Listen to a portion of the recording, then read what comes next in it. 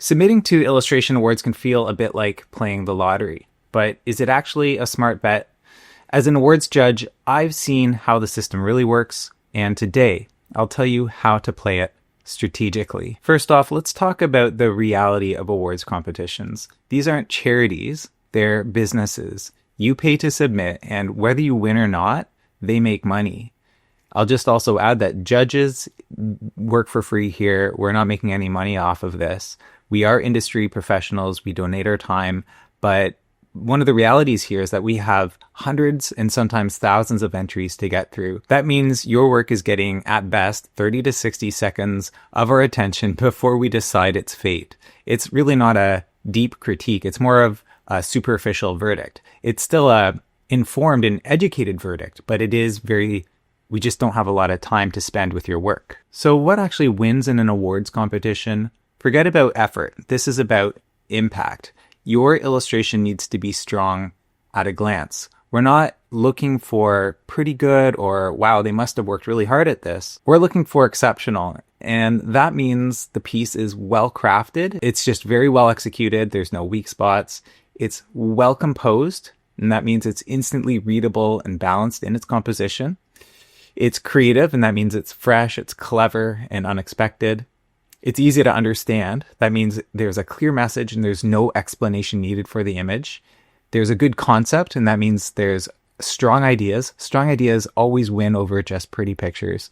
And clever. And just a little bit extra here on cleverness, like for an image to be clever, there's some kind of twist or a smart take or something that sticks. Basically something that makes us see more than just a nice picture. So you want to think of an awards competition for illustration or photography or design, kind of like the Oscars. There's plenty of great movies that don't win Best Picture. Awards go to work that's not just good, but it really stands out. Most good work out there is by definition unexceptional. So if awards are so subjective, maybe you're asking, why bother? Like, is it even worth it? Is it all just a racket? Well, awards can be really useful for self-promotion. So if you make great work, exceptional work, and you win, it gets published, often both online and in a magazine, and that can end up being a great marketing tool because a lot of the people who read these magazines are the people who hire the talent. Another reason would just be personal satisfaction. If you submit work that you believe is exceptional and it wins, this can be a huge confidence boost. Another reason for entering a competition, even if your work is not exceptional, it's good, judges may like it and may note it, even if they don't think that it's award-winning. We're industry pros, and so a lot of us looking at the work are also people who will hire talent to work for us. Another reason to enter your work into a competition would be to test your work's impact. So let's just say you believe your work is award-winning. You really think that it has a strong impact for whatever reason. And you can test that. Enter it into an awards competition and see if it actually is an award-winning piece. So if you're really, really curious about that kind of thing, then of course, submitting to an awards competition would be a pretty good test of your theory. Now, on the flip side, awards aren't everything. They're expensive and they're often not worth the cost. The judging is superficial. It's really about how we perceive your image at a glance. We might see that you've put in a ton of effort, and we might see that you're a really good technician, for example. We may even see that you're really thoughtful, that you put tons of thought into your work, or that it's about a very meaningful cause. But we're not judging the cause. We're not judging the situation around the work. We're judging just the work. What does it look like? This is a visual competition. Now, I just want to say that winning doesn't mean you're the best. It could just mean that your work kind of hit at the right time with the right judges, or even in the moment of making the piece. Like, let's just say you're a photographer and you've submitted a beautiful photo. You may not be a great photographer. It might have just turned out that all the conditions were right. You had the right shutter and f-stop and the white balance or whatever you do on your camera, and the lighting was just right. The person was, doing something really interesting in the moment. The question is, can you do that multiple times? Can you repeat that kind of success? And all of this is to say, winning doesn't mean you're an amazing, exceptional, talented person. And I guess the downside of entering a competition and winning an award is getting a false sense of how good you really are. Another thing that I find tricky about competitions is that when you submit work, you'll never know why you lost. You're really left guessing. And that's what I mean by trying to use awards competitions as a critique situation. Like, these things are not for getting detailed feedback about your work. This really is people judging your work at face value. Now, if you're going to enter into an awards competition, I recommend that you approach it very strategically. I think a lot of us think of these things almost as you might approach gambling. Like, we think you need to be lucky in order to win. There's really not a lot of luck involved here. So if you don't think you have award-winning work, don't submit it hoping that maybe someone else sees something different. This is not a gamble. It can be a very expensive test if you're not confident about your work. So these are just some tips on how to be strategic when entering an awards competition. So know that your work is award-winning before you submit. Don't hope it's award-winning. Be sure.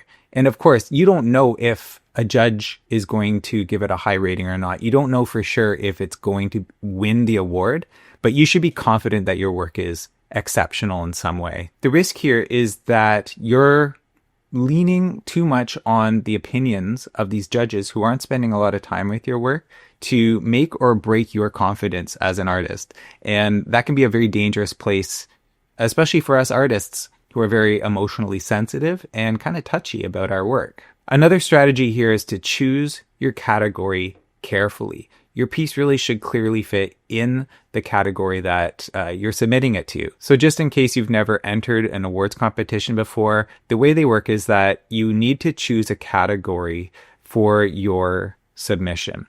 And so let's just say you're an illustrator and there are categories like advertising and self-published and promotion and nonprofit and licensing, things like that. You want to make sure that the purpose for which you made that illustration matches the category that you're submitting it to. If I submit an editorial illustration into maybe self-promotion or licensing, it might not fit that category very well. A highly conceptual piece very specific to a headline in a magazine may not make a very good greeting card, for example. So if your piece is not in line with the category, a judge will see it through the lens of that category. And as good as the piece might be, they'll say this isn't appropriate here. And they'll either give it a low rating or they'll have to abstain from judging it altogether. So another strategy here that I would recommend is to submit work that's strong at a glance. We move fast as judges. And so unless that image has that immediate impact, it's going to get overlooked. If there's too much going on, if we have to look too deep into the work to fully understand it, if it needs too much supporting materials or context to fully appreciate, there's a good chance that the work won't get a high rating. So here's another tip, and it's surprising how few people who submit to these things do this. Provide context as much as possible. So oftentimes you'll get a chance to supply supporting materials for your submission. So if you're a photographer, for example, and you shoot a beautiful photo for the cover of a magazine, that photo outside of that context might be a good photo, but there might be something strange about the layout because of how you intended to fit, say, the title of the magazine and headlines and stuff like that. If you have the opportunity to provide the context in which that photo was used, in this case the cover, then the judges can see that and understand the intention and the purpose of that photo a lot more, and that can make or break your submission. So not always are you able to supply those supporting materials.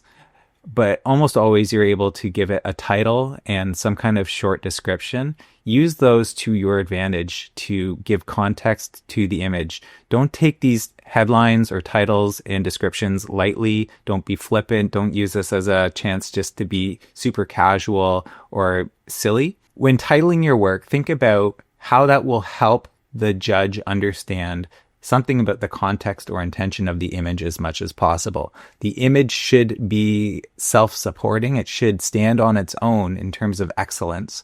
But that headline could just tip it over the edge to the point where the judge fully understands your intention and gets it and wants to make that piece an award-winning piece. Another tip here is to identify your work. Now, judging pieces should be anonymous. It shouldn't matter who you are. Your work should be good or bad, regardless of how much of a big shot you are. But if you can sneak your signature into your work or put it somewhere into the description, that means it gives a little context clue to the judge. And if they know your name, they know who you are, they're familiar with your work, for example, then that's just one more context clue that may help a judge understand your intention and even your style. So another tip here is when you're entering, know that your work is not being judged against other pieces. Of course, to be exceptional is a comparative word. It means that you stand apart from other people. It shines in relation to everyone else. But in a lot of these competitions, there's no A, B, and C grade. There's no first and second and third place. The work is either exceptional or it's not. It's either meeting some really high criteria by the judges or it's average. All of this is to say your work needs to be good on its own. And I'll elaborate on this point a little bit. So just imagine it's a very small awards competition in a small city, or it's very regional. And so the talent pool is smaller and there's going to be less big shots in that talent pool. So it's going to be easier to stand out if you are even just marginally better than everybody else. So if it were a ranked competition with first, second, and third and all that, then of course you're going to have an opportunity to win there. You'll be more likely to win if you're better than everybody else. That's how these kind of ranked competitions work. But a lot of competitions are not about rank. It's just about pass or fail. Is it good? Is it exceptional? Or is it not? Another tip here is just to keep the stakes low. I've used this kind of gambling analogy here. We can also think of this as an investment. Submitting your work into an awards competition is an investment in different ways. Like it could pay off if you win and could then actually you could help further your career. But like any investment, you don't want to spend more than you can afford to lose. So gambling, investing, the rule of thumb is have fun, try and make some money, but don't like put your entire life savings into this. Spend only what you can afford. So you might have 4 pieces that you want to submit, but it's $100 per piece or $50 per piece or whatever it is to submit each one. Then you might have to make a choice. If your budget is only $50, $100, then just submit 1 piece. I think that if you pair this advice with the other tips that I'm giving you here, like making sure your work really does have a chance as far as you can tell, you're not just hoping people like it, then I think you can think about that one thing that you're submitting as an investment and not just a gamble.